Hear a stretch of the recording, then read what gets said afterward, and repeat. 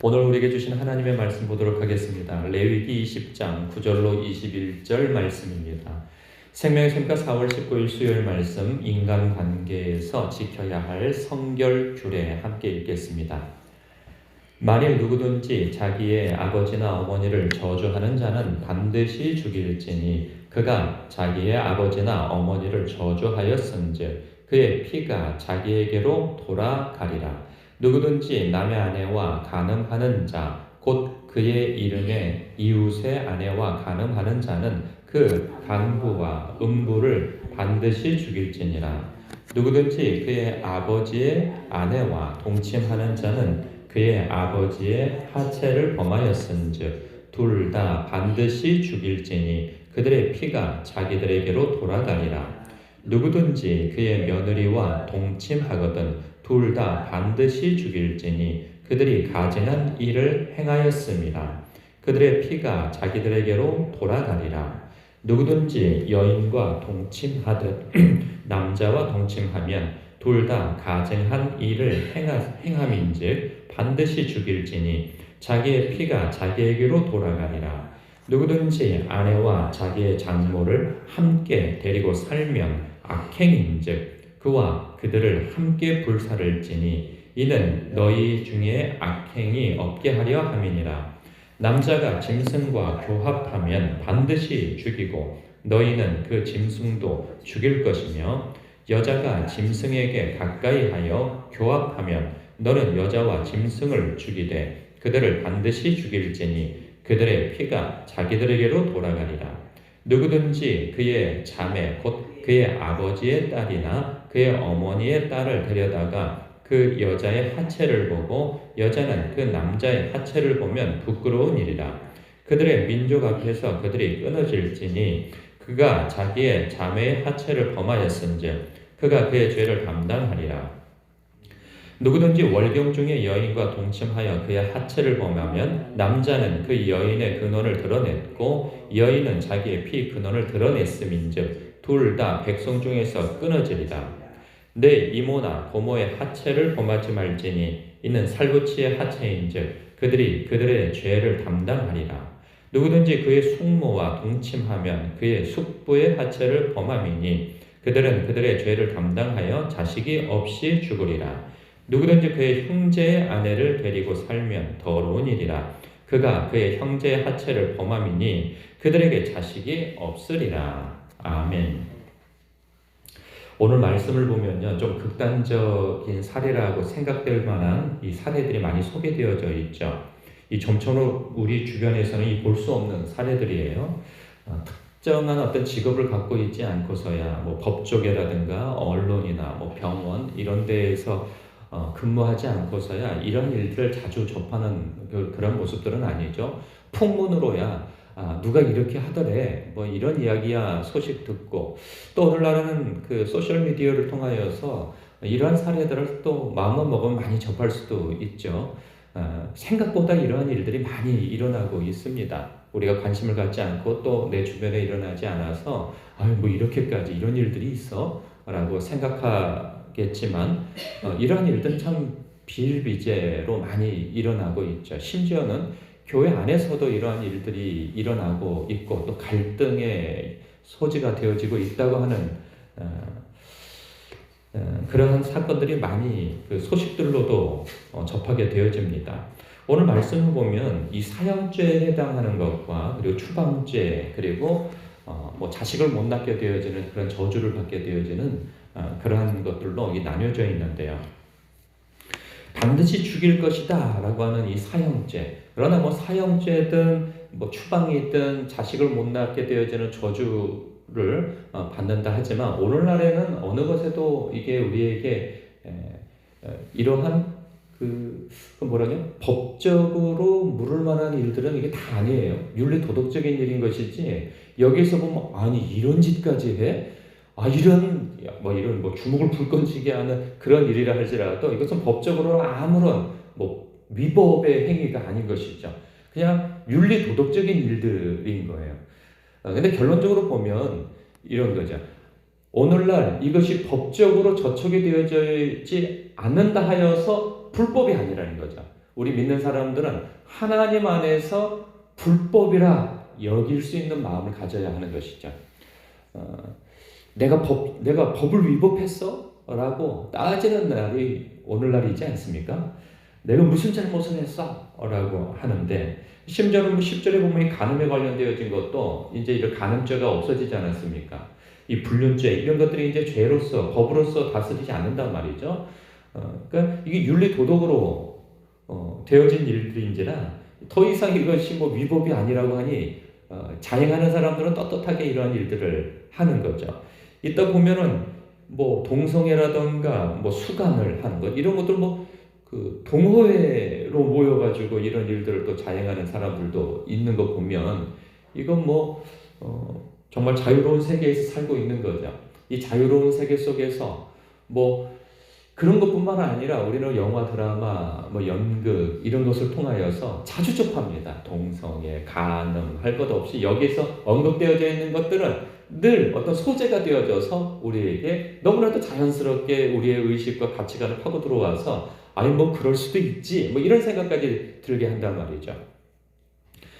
보면은 뭐 9절에 부모에 대하여서 이 부모를 저주하는 자 이러한 사람은 반드시 죽일지니라고 하는데 이거 우리도 이거 경각심을 가지고 그러니까 하나님께서 이 경외 이러잖아요. 부모를 경외하는 자 이게 어디에 나오냐면 19장 3절에 나와요. 너희들은 부모를 경외하라 이 명령이 따른단 말이죠. 그러니까 부모를 경외한다고 했을 때 이 경외감은 하나님을 향하여서 갖는 마음과 삶의 태도로인데 이 하나님을 향하여서 가져야 할 그 경외심도 부모에게 마땅히 가져야 된다 이렇게 하나님께서 말씀하고 계신단 말이죠. 그런데 부모에 대해서 부모를 저주한다 무시한다 이랬을 때 반드시 죽일지니 라고 하는 그 주님의 마음이 담겨져 있는 것을 봅니다. 우리가 부모를 공경하지 않는다 하여서 죽일 죄에 해당되어지지는 않지만 하나님 앞에서는 일을 한다는 사실을 알고 우리는 그런 게 있잖아요. 하나님을 잘 경외는 하지만 부모에게는 그러지 못하는 경우들이 많이 있는데 이 말씀을 보면서 우리가 다시금 아차 하는 생각을 가질 필요가 있다는 생각이 듭니다. 그런가 하면 10절 남의 아내와 간음하는 자고 그의 이웃의 아내와 간음하는 자는 그 간부와 음부를 반드시 죽일지니 이러한 일들 교회 안에서도 종종 일어난다는 소식들이 들려옵니다. 뭐 목사와 집사가 또 장로와 집사가 성가대 지휘자와 성가대원이 또 찬양 사역자와 자매들 뭐 이러한 어떤 불륜 행각들이 일어나는 일 때문에 교회가 크게 어려움을 당하는 그러한 일들을 보곤 하는데 이게 참 안타까운 일이죠. 11절 누구든지 그의 아버지의 아내와 동침하는 자는 그의 아버지의 하체를 범하였은즉 둘 다 반드시 죽일지니 이건 계모이죠. 아버지의 아내라 하면은 따로 구분해서 이야기하는 거 보면은 계모나 첩을 이야기하고 있습니다. 또 12절에 보면 누구든지 그의 며느리와 동침하거든 둘 다 반드시 죽일지니 그들이 가증한 일을 행하였습니다. 13절 여인과 동침하던 남자와 동침하면 둘 다 가증한 일을 행하였은즉 반드시 죽일지니 이게 동성애에 대한 이야기를 하고 있죠. 외국은 저 서유럽 쪽이나 그리고 뭐 미국이죠. 뭐 그런 쪽은 이러한 일들 때문에 갈등이 많이 있습니다. 꽤 오래전부터 이런 뭐 동성애에 관련돼서 열려있는 듯 하지만 여전히 갈등이 있어요. 뭐 이런 일들이 뉴스를 타고 나옵니다. 뭐 자기가 어떤 범죄를 저질렀는데 감옥을 가야 되는데 감옥도 남자 여자 따로 하잖아요. 그 남자가 범죄를 했는데 나는 여자에게 여자 감옥으로 보내주시오 하면 그걸 또 못 가게 할 수가 없는 거예요. 그래서 또 남자가 여자 감옥으로 들어가거나 얼마 전에 이런 뉴스도 있었죠. 미국에서 남자가 여탕에 간 거예요. 아무도 제지를 못하는 거예요. 왜 그러죠? 본인이 여자라고 생각하니까. 그러니까는 그걸 또 막 막아서질 못하는 거예요. 괜히 막아섰다 하면은 인종차별을 성차별을 한다 이런 것으로 소송을 당하게 되면 천문학적인 돈을 지불하게 되어지고 법적인 제재를 받게 되어지니까.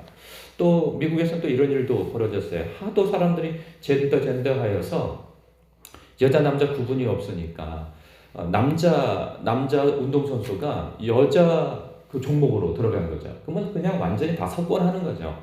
그 남자의 근육 차이와 여자의 근육 차이가 분명히 있는데 남녀가 똑같다고 자꾸만 그러니 남자가 화가 나가지고 그건 것 같아요. 그 엽기.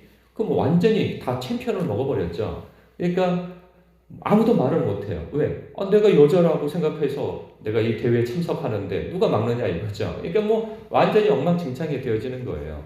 그러니까 이러한 일들이 머지않아 우리나라에서도 일어날까 싶어서 참 염려가 되어집니다. 그러니까 이러한 하나님께서 주신 질서를 뒤엎은 일들에서 얼마나 많은 갈등들이 사회적 갈등이 일어납니까? 그리고 14절에 보니까 아내와 자기의 장모를 함께 데리고 살면 악행인즉 그와 그들을 함께 불살을지니 이런 일들도 소식 종종 뭐 해외 토픽에서 들려오는 일들인데 모르겠어요. 우리나라에서도 이런 일들이 있는지. 15절에 보면 이건 뭐 입에 담기도 민망한 일들인데 남자가 짐승과 교합하면 반드시 죽이고 너희는 그 짐승도 죽일 것이며 여자가 짐승에게 가까이 하여 교합하면 너는 여자와 짐승을 죽이되 그들을 반드시 죽일지니. 이러한 일들도 실제로 있습니다. 실제로 있고. 17절 누구든지 그의 자매 곧. 그러니까 뭐 다 읽을 필요가 없이 이러한 일들은 누가 이런 얘기를 했죠. 신을 인정하지 않으면 못할 일이 없다고. 못할 짓이 없고 못할 일이 없다는 거예요. 그러니까 우리도 마찬가지죠. 뭐 그 세상 사람들의 그 의식 수준이니까. 그러나 믿는 사람들이 하나님이 은밀히 보시는 아버지께서 갚으시리라 하는 그런 좋은 의도에서도 그런 말씀이 있지만 우리의 삶 속에서 하나님께서 은밀히 보신다라는 거죠. 우리가 말하는 것과 행동하고 선택하는 그 모든 것들이 마지막 때에 결산을 받고 심판을 받을 것이라 하는 사실입니다. 당장에 어떠한 그 하나님의 저주가 있지 않다 할지라도 그리고 법적으로 저촉되어지지 않는다 할지라도 많은 사람들이 이제 오늘날 문화는 이런 성적인 개방화가 되어져 있고 한다 할지라도 하나님께서 이것을 가증히 여기신다면 나도 가증히 여길 수 있는 마음을 가져야 하는 것이죠.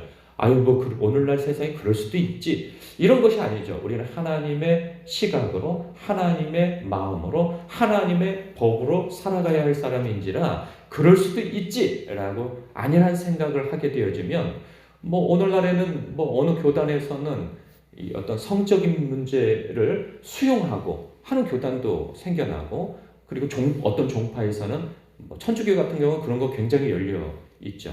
뭐 그런 부분에서도 그렇고 근데 그런 부분에 있어서 누구시죠? 그런 부분에 있어서 우리가 영적으로 깨어 있어야 할 부분이라 하는 사실입니다. 우리는 이런 데까지 뭐 대놓고 이러한 이 수치스러운 일들을 행하지는 않다 할지라도 예수님께서 이런 말씀을 하셨어요. 너의 눈이 그러니까 어떤 마음으로도 음욕을 품는 것에 대해서 경계할 것. 그래서 우리의 손이 범죄하거든 찍어내버리고 우리의 눈이 범죄하거든 뽑아내버리고 하는 그런 극단적인 말씀까지도 하셨단 말이죠. 그러니까 죄의 결과가 얼마나 무서운 것인가를 경고하시는 것이죠. 실제로 우리의 손이 뭐 범죄하였다고 해서 팔을 잘라버리고 이렇게까지 말씀하시는 거 아니겠어요? 너희가 그 양손 양팔 다 가지고 지옥에 떨어지는 것보다 차라리 팔 한쪽이 없고 눈 한쪽이 없는 상태에서 천국을 가는 것이 너희들에게 훨씬 유익이다 라고 하는 의미에서 그런 경각심을 가질 것에 대한 말씀을 해주시는데 우리는 실제적으로 아유 나는 이런 짓은 안 해. 어떻게 사람이 이런 짓까지를 해? 라면서 이 성경 속에서 언급되어져 있는 성적인 범죄들 이러한 범죄들에 대해서 직접적으로 내가 행하지 않는다 할지라도 내가 은밀히 어떤 음욕을 갖고 이런 욕망을 갖고 이러한 일들에 대해서 수용적인 태도를 가지고 있다면 나도 그들과 같은 죄를 범할 수 있다라고 하는 사실 앞에 스스로도 돌아볼 수 있는 말씀이 오늘 되기를 바랍니다. 그리고 무엇보다도 이 말씀을 늘 생각해 주셨으면 합니다. 하나님을 의식하지 아니하면 우리는 어떤 짓이라도 할 수 있다 하는 경각심 말이죠. 하나님께서 우리와 늘 동행하시고 함께 하신다는 사실이 우리에게 복되기도 하지만 그것이 힘이 되기도 하지만 한편으로서는 이게 경고의 말씀이기도 하다 하는 사실 앞에 우리가 늘 경건하고 거룩함으로 깨어있는 성도가 되어지시길 주님의 이름으로 축복합니다. 기도하겠습니다.